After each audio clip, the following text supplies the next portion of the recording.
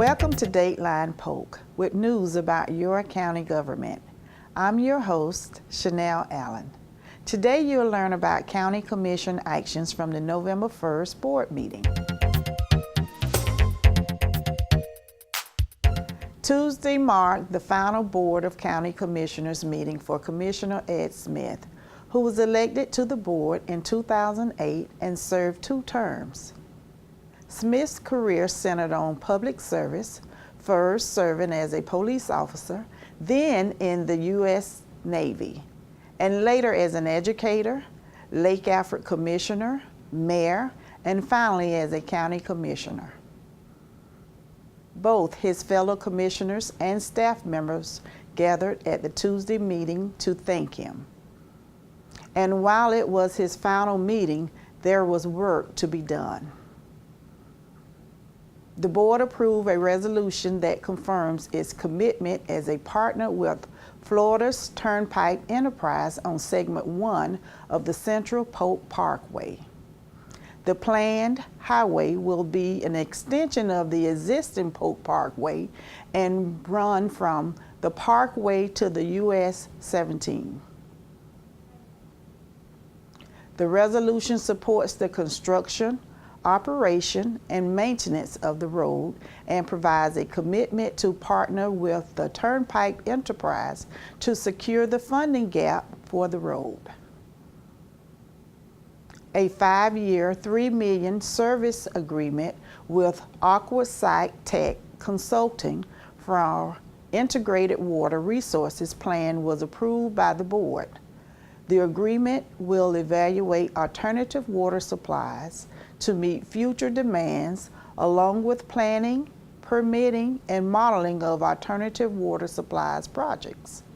The board approved an agreement with Aquasite Tech Consulting for an amount not to exceed $3 million over the next 5 years in order to provide services for planning, permitting, and compliance of our water resources on an integrated basis. Weston Engineering was approved to conduct a software gap analysis for the Utilities Division that will identify gaps in workflow, processes, and data exchanges between software systems. The $148,830 analysis will look at systems like billing, customer service, data collection, regulatory compliance, and internal work orders. The board approved an agreement with Weston Engineering for an IT gap analysis in the amount of about $148,000. Polk County Utilities is working with our IT division in this evaluation. Our utility system has many different types of hardware and software, and as we move forward in the future, we would like to have a roadmap on how to narrow the gaps that we currently have and to be the most efficient and effective we possibly can. The board approved a $195,780 contract for a consulting service for URS Corporation Southern for engineering services to analyze and design intersection improvements at Johnson Avenue and Power Line Road. We were here today to bring before the board a consultant services agreement with URS Southern Corporation for the design, permitting, and construction oversight for intersection improvements at the intersection of Johnson Avenue and Power Line Road east of Haines City. We're also looking at not only a possible signalization of that intersection, but also looking at a roundabout. And then we'll compare those 2 cost estimates and determine which is the most cost-effective way to proceed, and then we'll move forward with finalizing design, and then ultimately we will move to construction of those improvements. A piggyback agreement for HVAC products, installation services, and related products with the Board of Education of Hartford County Public Schools in Maryland was approved by the board, which gives the county a better price on the purchase of parts, equipment, and service. The agreement costs $500,000 a year. This morning we asked the board to approve a piggyback agreement between us and a school board in Maryland that will allow us to purchase Trane air conditioning equipment and services off an existing contract that the school board has with Trane. The reason we didn't do an RFP is because this contract had everything in it that we needed, and it really would have been a waste of time, waste of staff time, and we would have had the same end result. A $450,000 agreement with Hydro Solutions Consulting was approved for Part 1 of the Cherry Hill Water Production Facility, which will include design, permitting, bidding, and construction phase services. The board approved an agreement with Hydro Solutions to provide preliminary engineering services for our Cherry Hill Water Production Facility. These services will provide for preliminary engineering, preliminary design, permitting, and we are looking at an optional pilot test as a part of this project to improve the water production facility at Cherry Hill.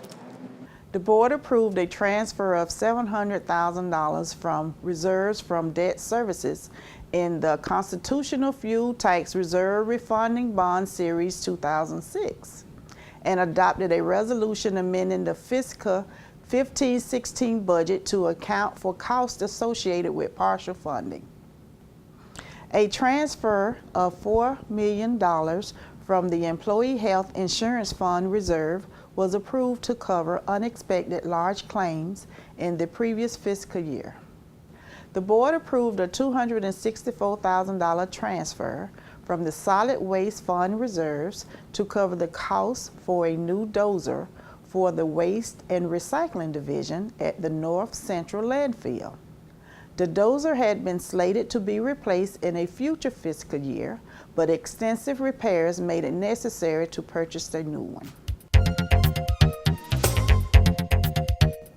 In other news, the board presented certificates of service to several employees, which included Johnny R. Festus Hester for 20 years of service in the Roads and Drainage Division, David Barnes for 25 years in Polk Fire Rescue, Julie Harrell for 25 years in Polk Fire Rescue, Howie Warren for 35 years in Park and Natural Resources.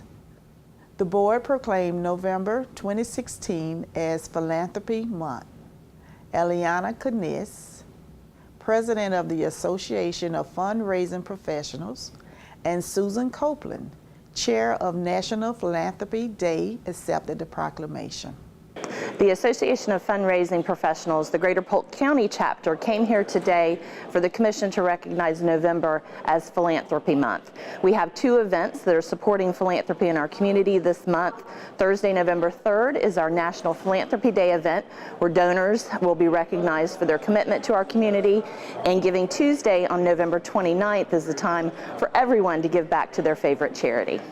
The board also proclaimed November 2016 as Rotary Foundation Month. Tommy Griffin, representing Bartow Rotary, accepted the proclamation. I'm glad to be here today with the Board of County Commissioners a monthly meeting. They proclaimed Rotary Foundation Month as recognizing Rotary Foundation to be in existence for over 100 years. This marks a milestone in our clubs. Rotary International has been around quite some time, a few years longer than that, but the Rotary Foundation, through its efforts with other organizations in the world, like the World Health Care Organization, the Bill and Melinda Gates Foundation, we have set our goal to eradicate polio from the face of the earth. In the 1980s, we had over 1,000 cases a week worldwide.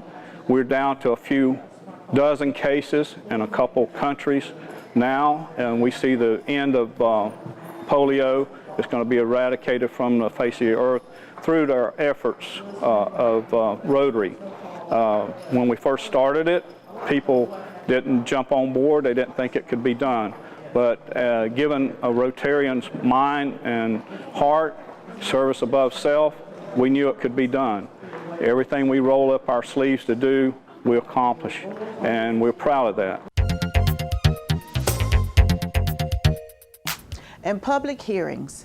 The board began its afternoon public hearing session by approving several resolutions that vacated portions of right-of-way. A resolution for an unopened and unmaintained platted right-of-way was approved by the board for a property in Davenport, which will allow the property owners to fence the property. The board also approved another resolution to vacate a portion of right-of-way in an alleyway in Bradley Junction. An unmaintained and platted portion of right-of-way was vacated by resolutions in the New Armenia subdivision northeast of Auburndale. The board approved an ordinance to correct an error in already approved comprehensive plan amendment in the case of CPA 16C-02. An incorrect exhibit was referenced. With this approval, the correction has been made.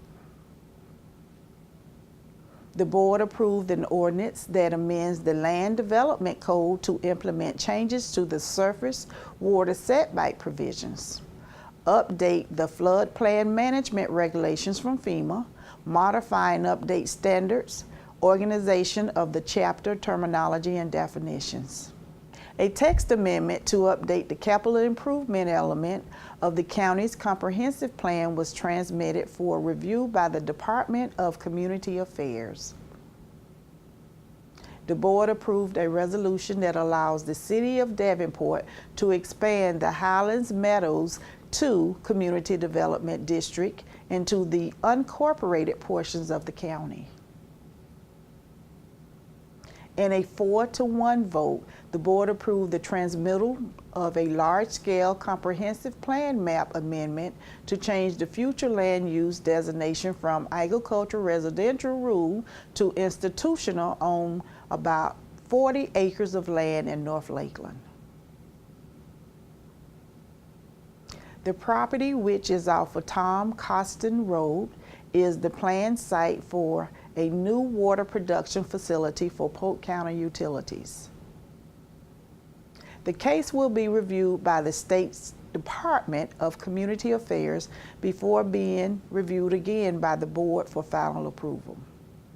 In a 4-to-1 vote, the board approved the transmittal of a large-scale comprehensive plan amendment to change the future land use designation on 10 acres from residential low to business park center. Well, that wraps up this edition of Dateline Polk. To keep current with programs and progress in the county, visit us online at polk-county.net or follow us on Facebook and Twitter. We encourage you to join us at the next scheduled board meeting at 9 a.m. on Tuesday, November the 22nd. I'm Chanel Allen. Thanks for watching.